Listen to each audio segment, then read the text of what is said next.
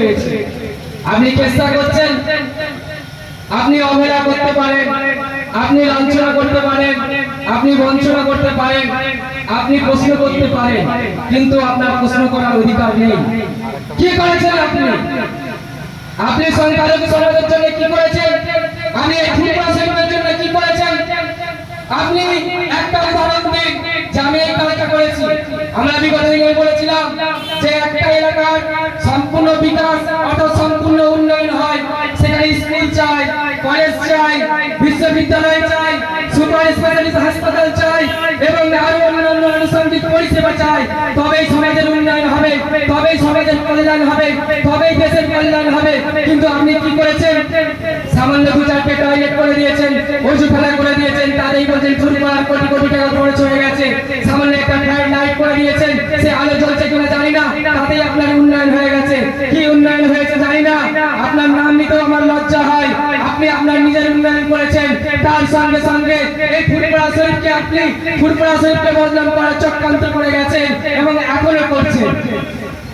আপনার নিকট অনুরোধ করব, দাদা পীরের ভক্তমুড়ি দলের পক্ষ থেকে এবং একজন আলাদা মুজাদ্দেদ জামাত, আপনি সেই হিসাবে আপনাকে সম্মান করে কথা বলছি।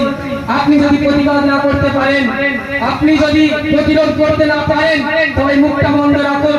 আপনি যত মুখ খুলবেন, আপনি যত মুখ খুলবেন, বদনাম আপনার হবে। যেভাবে আপনাকে সত্যি কথা বলছি, ভাইজান যারা এখানে বসে রয়েছেন, আমি এখনো পর্যন্ত একটা ভিডিওর কমেন্ট বক্সে যেতে পারি না।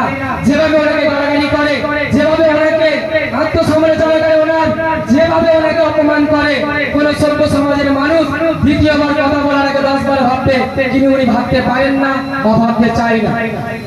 যাই হোক, আপনাদেরকে আরো একবার বলি যে অবস্থান বিক্ষোভ মানে দীর্ঘক্ষণ রক্ত দেওয়ার মঞ্চ নয়। এখানে আমরা অবস্থান করছি অনির্দিষ্টকালের জন্য। তার একটাই কারণ, আমাদের হক, আমাদের যে অধিকার, সেই অধিকার দিতে হবে। আজ বাদ কাল স্বাধীনতা দিবস। আমরা স্বাধীনতা সম্বন্ধে কি জানি? স্বাধীনতা মানে হচ্ছে সমস্ত প্রতিবন্ধকতার অবস্থান, অর্থাৎ আমি স্বাধীনভাবে সম্পূর্ণ জীবনযাপন করব, সমস্ত অধিকার পাবো, এটাই হচ্ছে স্বাধীনতা।